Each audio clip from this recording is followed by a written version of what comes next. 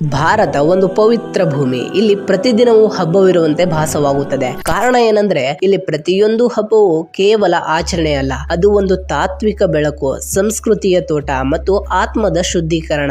ಭಾರತ ಅಂದ ತಕ್ಷಣ ನಮಗೆ ನೆನಪಾಗೋದೇನಂದ್ರೆ ನಮ್ಮ ಒಂದು ಸಂಸ್ಕೃತಿ. ನೋಡಿ, ಭಾರತ ಒಂದು ಸಂಸ್ಕೃತಿಯ ನೆಲವಾಗಿದೆ. ಅದರಲ್ಲಿ ಸಂಸ್ಕೃತಿ ತುಂಬಾ ವಿವಿಧ ಒಂದು ಕಲೆಗಳಿಂದ, ಅದ್ಭುತ ಇತಿಹಾಸಗಳಿಂದ ಕೂಡಿಕೊಂಡಿದೆ. ಅದರಂತೆಯೇ ಈ ಒಂದು ಪ್ರತಿಯೊಂದು ಸಂಸ್ಕೃತಿಯ ಹಿಂದೆ ನೋಡುವುದಾದ್ರೆ ಒಂದು ಪವಿತ್ರವಾದ ತಾತ್ಪರ್ಯವಿದೆ. ತುಂಬಾ ವಿಧ ವಿಧವಾದ ಹಬ್ಬಗಳಿವೆ. ಅದರಂತೆಯೇ ಒಂದು ಮಹತ್ವಪೂರ್ಣ ದಿನವೇ ನಾಗಪಂಚಮಿ. ಶ್ರಾವಣ ಮಾಸ ಯಾರಿಗ್ ಗೊತ್ತಿಲ್ಲ ಹೇಳಿ? ಶ್ರಾವಣ ಮಾಸ ಮುಗಿದ್ಮೇಲೆನೆ 5ನೇ ದಿನಕ್ಕೆ ಬರುವಂತಹ ಹಬ್ಬವೇ ಈ ನಾಗಪಂಚಮಿ ಎಂಬ ಹಬ್ಬ. ಈ ಹಬ್ಬವು ಪ್ರಕೃತಿಯ ಒಂದು ಅಲೌಕಿಕ ಭಾಗ ಎಂಬುದನ್ನು ನೆನಪಿಸುವ ಆಚರಣೆಯಾಗಿದೆ. ನೋಡಿ, ನಾಗರ ಪಂಚಮಿ ಎಂಬ ಹೆಸರೇ ಸೂಚಿಸುತ್ತದೆ ನಾಗ ಅಂದ್ರೆ ಹಾವುಗಳ ಪೂಜೆ ಎಂದು. ನೋಡಿ, ಹಾವುಗಳು ಕೇವಲ ಒಂದು ಜೀವಿಗಳಷ್ಟೇ ಅಲ್ಲ, ಇದು ದೈವಿತ್ಯದ ಪ್ರತೀಕ. ಶಿವನ ಕಂಠದ ಮೇಲೆ ನೆಲೆಸಿರುವ ನಾಗ, ವಿಷ್ಣುವಿನ ಶೇಷನಾಗ ಹಾಗೂ ಮಂಟಪವನ್ನು ಆವರಿಸುತ್ತಿರುವ ವಾಸುಕಿ, ಈ ಎಲ್ಲಾ ರೂಪಗಳನ್ನು ಹಾವುಗಳು ಪವಿತ್ರ ಸ್ಥಾನ ಪಡೆದಿವೆ ಎಂದು ಇತಿಹಾಸ ಹೇಳುತ್ತದೆ. ನಾಗರ ಪಂಚಮಿ ದಿನದಂದು ನಾವ್ ಏನ್ ಮಾಡ್ತೀವಿ ಅಂದ್ರೆ, ನಾಗದೇವರಿಗೆ ಹಾಲು, ಅಕ್ಷತೆ, ಅರಶಿನ, ಪುಷ್ಪಗಳನ್ನ ತೆಗೆದುಕೊಂಡು ಹೋಗಿ ಹಾವಿನ ಹುತ್ತಕ್ಕೆ ಅಲಂಕರಿಸಿ ಪೂಜಿಸಿ, ಆ ಒಂದು ಹುತ್ತದಲ್ಲಿ ಹಾವಿರುತ್ತೆ ಎಂದು ಭಾವಿಸಿ ಅದರೊಳಗಡೆ ನಾವು ಹಾಲನ್ನು ಹಾಕುತ್ತೇವೆ. ಯಾಕೆಂದ್ರೆ ನಮ್ಮ ಒಂದು ಕುಟುಂಬದ ಆರೋಗ್ಯ ಒಳ್ಳೆಯದಾಗಿರಲಿ, ಹಾಗೆ ಭದ್ರತೆ ಇರಲಿ, ಸೌಭಾಗ್ಯ ದೊರಕಲಿ ಹಾಗೂ ಸರ್ಪದೋಷಕ್ಕೆ ಪರಿಹಾರ ಸಿಗಲಿ ಅಂತ ಒಂದು ನಂಬಿಕೆಯಾಗಿದೆ. ಆದರೆ ಇಂದಿನ ಕಾಲದಲ್ಲಿ ಕೆಲವರು ನಾಗಪಂಚಮಿ ಹಬ್ಬದ ಆಚರಣೆ ವಿರುದ್ಧವಾಗಿ ಮಾತನಾಡುತ್ತಾರೆ. ಅವರ ಅಭಿಪ್ರಾಯವನ್ನು ನಾನು ಕೊನೆಯಲ್ಲಿ ಹೇಳುತ್ತೇನೆ. ಅದಕ್ಕಿಂತ ಮುಂಚೆ ನಾವು ಇದರ ಇತಿಹಾಸವೇನು ಎಂಬುದರ ಬಗ್ಗೆ ನೋಡಿಕೊಳ್ಳೋಣ. ಈ ವಿಡಿಯೋ ತಮಗೆ ಇಷ್ಟವಾದ್ರೆ ಲೈಕ್ ಮಾಡಿ, ಹಾಗೆ ಶೇರ್ ಮಾಡಿ, ಸಬ್ಸ್ಕ್ರೈಬ್ ಮಾಡೋದನ್ನ ಮರಿಬೇಡಿ. ಬನ್ನಿ ನಾಗರ ಪಂಚಮಿಯ ಇತಿಹಾಸವನ್ನು ತಿಳಿದುಕೊಳ್ಳೋಣ. ಈ ಒಂದು ನಾಗರ ಪಂಚಮಿಯ ಶುಭ ಸಂದರ್ಭಕ್ಕೆ ಸಂಬಂಧಿಸಿದಂತೆ ಹಲವು ದಂತಕಥೆಗಳು ಮತ್ತು ಕಥೆಗಳಿವೆ. ಅವುಗಳಲ್ಲಿ ಕೆಲವೊಂದು ಕಥೆಗಳನ್ನು ನಾವು ನೋಡೋಣ.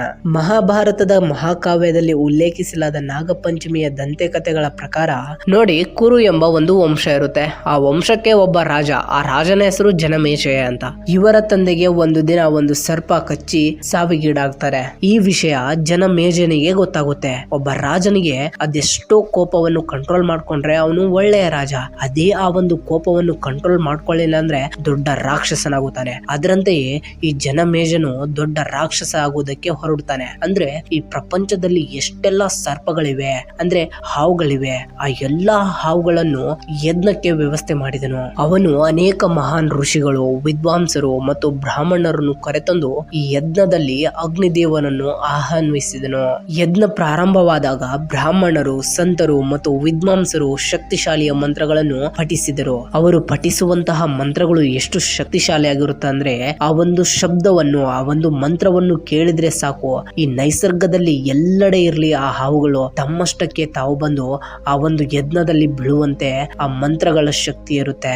ಆ ಶಕ್ತಿಶಾಲಿಯ ಮಂತ್ರದಿಂದ ಸಾಕಷ್ಟು ಸರ್ಪಗಳು ಸುಟ್ಟು ಭಸ್ಮವಾದವು.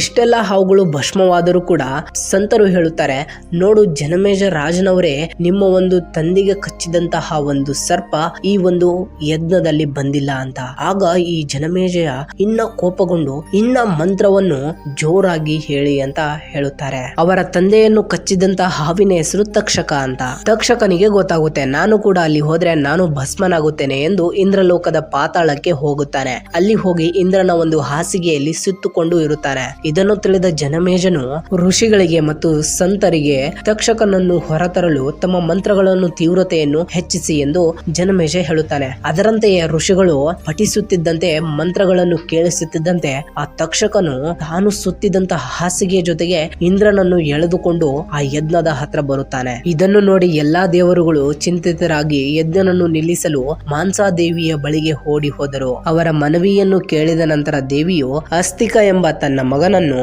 ಯಜ್ಞವನ್ನು ನಿಲ್ಲಿಸಲು ಕಳುಹಿಸಿದಳು. ಅಸ್ತಿಕನು ಆ ಒಂದು ಯಜ್ಞ ಮಾಡ್ತಾ ಇರುವಂತಹ ಜಾಗಕ್ಕೆ ತಲುಪುತ್ತಾನೆ. ಆಗ ಆ ಒಂದು ಯಜ್ಞವನ್ನು ನಿಲ್ಲಿಸುವಂತೆ ಹೇಳುತ್ತಾನೆ. ಅದಕ್ಕೆ ಜನಮೇಜನು ನಿರಾಕರಿಸುತ್ತಾನೆ. ಅದೇ ರೀತಿಯಾಗಿ ಇವನ್ಗೆ ಮನವನ್ನು ಪರಿವರ್ತಿಸಬೇಕು ಅಂತ ಹೇಳಿ ತುಂಬಾ ಅನೇಕ ವಿವಿಧ ಕಾರಣಗಳನ್ನು ನೀಡಿ ಅವರ ಒಂದು ಮನವನ್ನು ಪರಿವರ್ತನೆ ಮಾಡುತ್ತಾರೆ. ಆಗ ಯಜ್ಞವನ್ನು ನಿಲ್ಲಿಸುತ್ತಾರೆ. ಇಂದ್ರದೇವ ಹಾಗೂ ತಕ್ಷಕ ಸರ್ಪವನ್ನು ಉಳಿಸಲಾಯಿತು. ಹೀಗೆ ನಾಗರ ಪಂಚಮಿ ಆಚರಿಸುವ ಸಂಪ್ರದಾಯವು ಈ ದಿನ ಅಸ್ತಿತ್ವಕ್ಕೆ ಬಂದಿದೆ. ಏಕೆಂದರೆ ಅನೇಕ ಸರ್ಪಗಳ ಜೀವಗಳನ್ನು ಉಳಿಸಲಾಯಿತು. ದೇವ ಇಂದ್ರನು ಮಾನ್ಸಾದೇವಿಗೆ ಭೇಟಿ ನೀಡಿ ಅವಳಿಗೆ ಪ್ರಾರ್ಥನೆ ಸಲ್ಲಿಸಿದನು. ಇನ್ನೊಂದು ಕಥೆಯ ಪ್ರಕಾರ ಒಂದು ಹಳ್ಳಿಯಲ್ಲಿ ತನ್ನ ಹೆಂಡತಿ, ಇಬ್ಬರು ಗಂಡು ಮಕ್ಕಳು ಮತ್ತು ಒಬ್ಬಳು ಮಗಳೊಂದಿಗೆ ವಾಸಿಸುತ್ತಿದ್ದ ಒಬ್ಬ ರೈತನಿದ್ದನು. ಒಂದು ದಿನ ಹೊಲವನ್ನು ಉಳುಕುವಾಗ ಅವನ ಮಕ್ಕಳಲ್ಲಿ ಒಬ್ಬನು ಆಕಸ್ಮಿಕವಾಗಿ 3 ಸರ್ಪಗಳನ್ನು ಕೊಂದನು. 3 ಸರ್ಪಗಳ ತಾಯಿಯು ಇದನ್ನು ನೋಡಿದಳು ಮತ್ತು ಸೇಡು ತೀರಿಸಿಕೊಳ್ಳಲು ನಿರ್ಧರಿಸಿದಳು.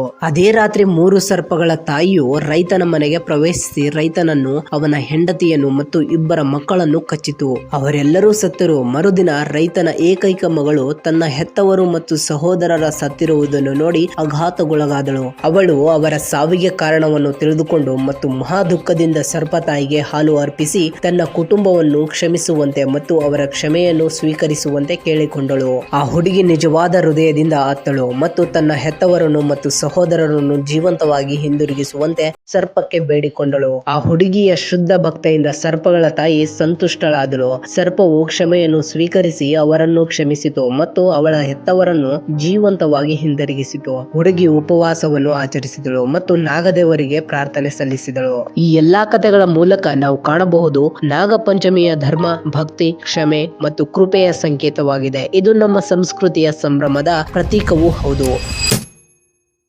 ನಾನು ವಿಡಿಯೋ ಸ್ಟಾರ್ಟ್ ಮಾಡೋಕ್ಕಿಂತ ಮುಂಚೆ ನಾನು ಒಂದು ಅಭಿಪ್ರಾಯದ ಬಗ್ಗೆ ಹೇಳೋಣ ಅಂತ ಹೇಳಿದ್ದೆ. ಸೊ ಇವಾಗ ಹೇಳ್ತೀನಿ, ಕರೆಕ್ಟಾಗಿ ಕೇಳಿಸ್ಕೊಳ್ಳಿ. ಇಂದಿನ ಕಾಲದಲ್ಲಿ ಕೆಲವರು ನಾಗಪಂಚಮಿ ಹಬ್ಬದ ಆಚರಣೆಯ ವಿರುದ್ಧವಾಗಿ ಮಾತನಾಡುತ್ತಾರೆ. ಅವರ ಅಭಿಪ್ರಾಯವೇನು ಎಂದರೆ, ಹಬ್ಬದ ವೇಳೆ ಹಾವುಗಳಿಗೆ ಹಾಲು ನೀಡುವುದು ವೈಜ್ಞಾನಿಕವಾಗಿ ತಪ್ಪು, ಏಕೆಂದರೆ ಹಾವುಗಳು ಹಾಲು ಕುಡಿಯುವ ಜೀವಿಗಳಲ್ಲ. ಇದು ಅವರ ಆರೋಗ್ಯಕ್ಕೆ ಹಾನಿಕರ. ಕೆಲವರು ಹಾವುಗಳನ್ನು ಸೆರೆ ಹಿಡಿದು ಮೆರವಣಿಗೆಯಲ್ಲಿ ತೋರಿಸುತ್ತಾರೆ. ಅದು ಆಕ್ರಮಣ ಮತ್ತು ಪ್ರಾಣಿಗಳ ಹಕ್ಕು ವಿರೋಧ. ಪರಿಸರದ ಪ್ರಕಾರ ಹಾವುಗಳು ಮನುಷ್ಯರ ಶತ್ರುಗಳಲ್ಲ, ಬದಲಿಗೆ ಅವರ ಜೈವಿಕ ತಂತ್ರದಲ್ಲಿ ಬಹುಮುಖ್ಯ ಪಾತ್ರ ವಹಿಸುತ್ತಾರೆ. ಆದರೆ ಈ ಹಬ್ಬ ಕೆಲವೊಮ್ಮೆ ಭಯ ಮತ್ತು ಅಂಧ ನಂಬಿಕೆಯನ್ನು ಉಂಟು ಮಾಡುತ್ತದೆ. ಇದೇ ಕಾರಣಕ್ಕೆ ಪರಿಸರವಾದಿಗಳು, ಪ್ರಾಣಹಿತ ಚಿಂತಕರು ಮತ್ತು ವೈಜ್ಞಾನಿಕ ದೃಷ್ಟಿಕೋನ ಹೊಂದಿರುವರು ಈ ಹಬ್ಬವನ್ನು ವಿಭಿನ್ನವಾಗಿ ನೋಡುವ ಟೆಂಡೆನ್ಸಿ ಹೊಂದಿರುತ್ತಾರೆ. ಇವರ ಅಭಿಪ್ರಾಯದ ಬಗ್ಗೆ ನೀವು ಏನು ಹೇಳ್ತೀರಾ ಕಮೆಂಟ್ ಮಾಡಿ ತಿಳಿಸಿ.